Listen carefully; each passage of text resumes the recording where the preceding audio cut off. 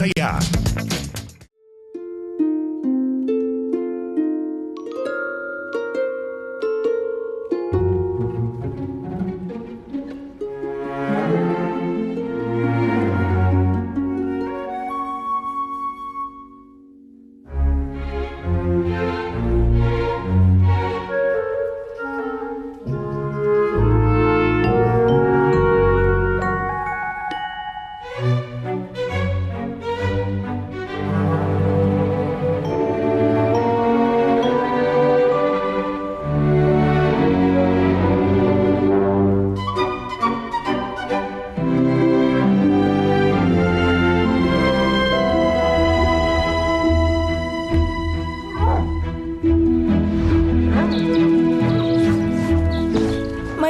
Isang hindi pangkaraniwang doktor na kilala dahil sa kanyang bukod-tanging abilidad.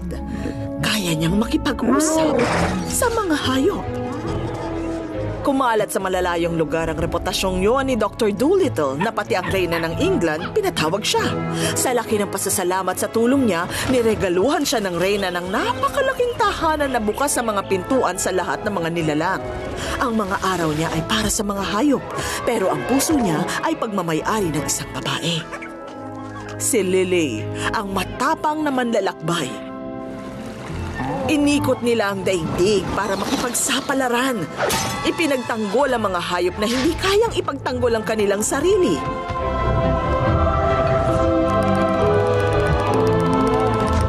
Naging matibay ang pagkakaisa nila. Di nagtagal, ang pagkakaisang yon ay naging pamilya. Habang nasa kanyang tabi si Lily, dun lang nakaramdam ng kaligayahan si Dolittle.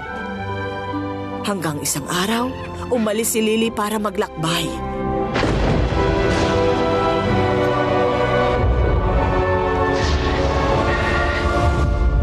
Pumanaw sa karagatan si Lily. Dahil sa kalungkutan, isinara niya ang tarangkahan ng mansyon at tuluyang tinalikuran ang mundo.